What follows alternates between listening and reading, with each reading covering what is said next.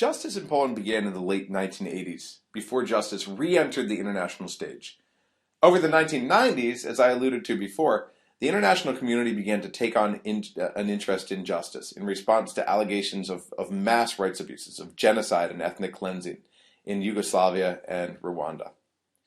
With the ad hoc tribunals that were established for Rwanda and Yugoslavia, the international community showed that human rights were no longer reserved for the domestic domain. So they were stepping back to the era just after World War II when the Nuremberg and Tokyo trials happened, and people thought that international justice might come into the world at last. And now, suddenly in the 1990s, it seems like they're coming back. The tribunals built on international legislation that assigned individual responsibility for torture and genocide. Legislation that went back to the late 1940s for genocide, saying that individuals can be held accountable, and also in the 1980s for torture, the Convention Against Torture. These institutions were also found with the understanding that sometimes justice won't happen at home due to the risk of instability, or for other reasons that we saw throughout the Cold War period. So finally we had the creation of the ICC, the International Criminal Court, which is a permanent standing court dealing with human rights abuses among the signatory states. There are a number of advantages in internationalizing justice. International justice can show that the international community cares, that it's attentive, so it has a deterrent effect. International justice institutions are also more likely staffed by experts than local courts, which can be stacked with judges from the old regime, or new inexperienced ones. Relatedly, international courts are more likely to be seen as impartial or independent, at least in theory, and they can confirm norms. For example, the ICTY, for the former Yugoslavia, set the legal precedent that rape is a war crime. So they create legal precedents in the international community, and they can advance international enforcement of criminal norms.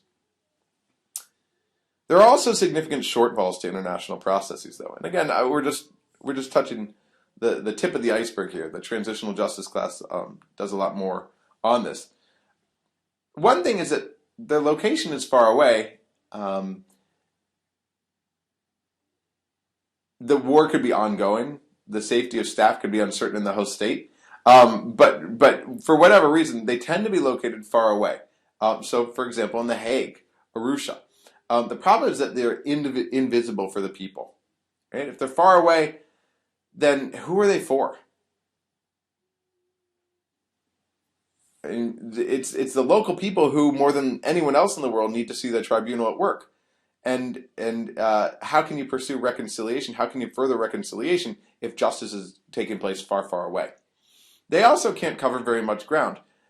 Again, they're only the tip of the iceberg when it comes to potential cases, as opposed to the larger system of domestic courts and judges and prosecutors who may be able to deal with a lot more. In other words, domestic systems. Even if they're legal experts, also, the international level, they might lack local knowledge, like language, history, culture, an understanding of the state institutions, an understanding of the dynamics of the conflict, which can impact on their judgments.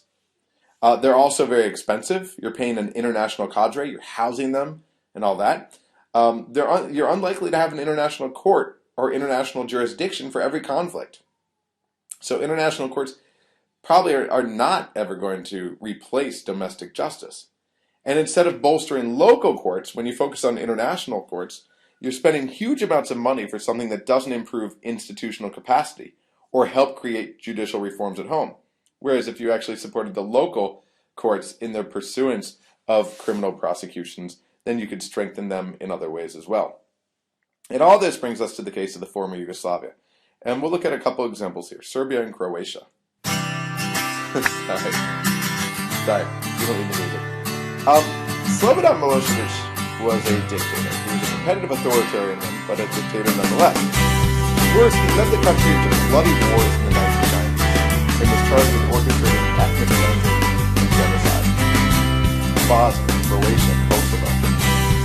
In 2000, a peaceful revolution, a color revolution without a color, brought down Milosevic.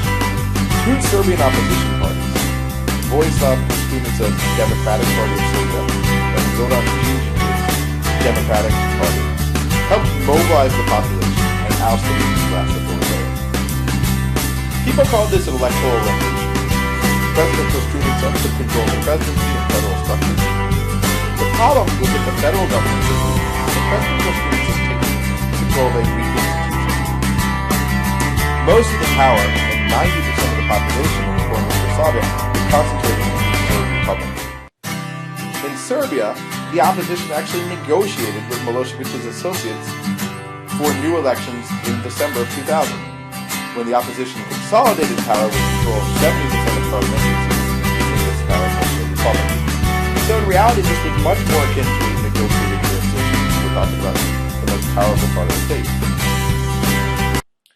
Now, Yugoslavia's new leaders at both the federal and republic levels immediately faced international pressures to extradite alleged war criminals to the domestically unpopular International Criminal Tribunal for the former Yugoslavia at The Hague, referred to as the ICTY or The Hague.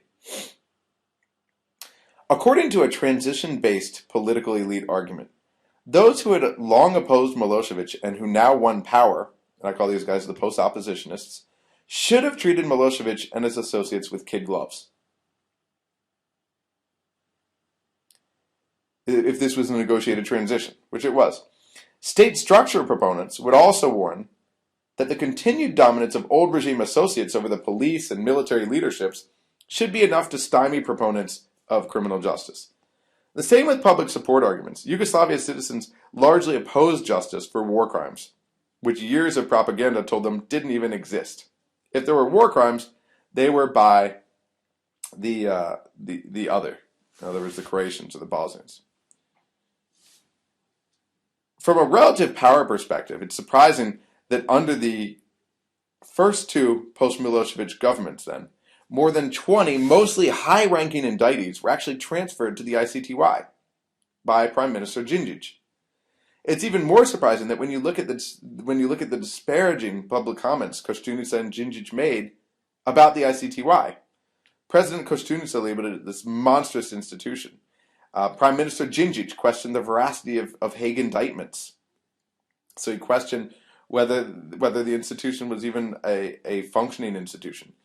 And given the unpopularity of ICTY cooperation, it was especially politically risky. You had radicals, some of them armed, making it even more dangerous. And in fact, Djindjic was killed ostensibly as a result of his cooperation policies in 2003. So what prompted Djindjic, Prime Minister Djindjic, to make these handovers? Well, the answer is international pressure. You want foreign aid to rebuild your broken economy? You've got to cooperate with the ICTY. You want to join the EU, the European Union, your ticket to prosperity? You've got to cooperate with the ICTY. And this was diplomatic pressure, and it was economic conditionality. So those running the country, in other words, the Prime Minister Djindjic up until 2003, recognized that without cooperation with the EU, their political careers were in jeopardy. Without Western carrots, including favorable EU negotiations, and we're talking about billions of dollars in much-needed aid, Serbian governing elites would have been unable to move closer to fulfilling popular dreams of EU membership, or even providing basic goods like electricity. Public antagonism, though, meant that they had to explain these policies clearly to their people and connect them to the extra goods they'd be able to provide as a result of pursuing this unpopular justice. Prime Minister Djindjic on numerous occasions made this clear. Quote, "We do not have the luxury of losing needed economic aid for not collaborating with the court in The Hague." He kept telling his people this, even as he denounced The Hague. And the evidence is clear enough. Slobodan Milosevic's provocative extradition, which led to a street battle between police controlled by Djindjic and the military controlled by Kostunica, the president. This took place just days before an important donor conference, valued at more than $1 billion. If they hadn't handed Milosevic over, they wouldn't have gotten this $1 billion. Those running the country calculated that these unpopular pro-ICTY policies would be trumped by other economic, in particular, measures and rewards, and that ultimately, at the end of the day, people would vote for them thanks to this. Throughout this period, the post-opposition leader who had relatively little role in running the state, i.e. President Kostunica, publicly stood up against the ICTY. So Kostunica, who remember was in charge of the federal government, had very little power. And President Kostunica, as a result, protested against cooperation.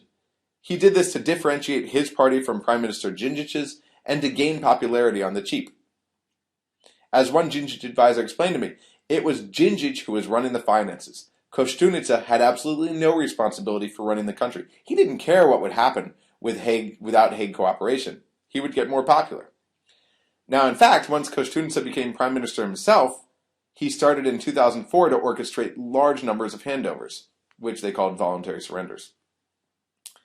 So, what accounted for Prime Minister Koštunica's change? President Koštunica, not so good. Prime Minister Koštunica cooperating. The EU carrot, which took the form of a deadline. Cooperate, and we can begin accession negotiations. You can eventually become part of the EU. Don't cooperate, and we're not going to talk about it. Prime Minister Koštunica went out of his way to explain cooperation with the ICTY as, quote, necessary for entry into the EU. He promised that ICTY transfers were, quote, in the interest of our country. So he had opposed this when he wasn't going to be blamed for a lack of joining the EU. He wasn't going to be credited for joining the EU. Once he was in charge, he began to like Djindjic, use these international pressures to secure goods that he believed would more than make up for the sins used to purchase them. The sins being handovers.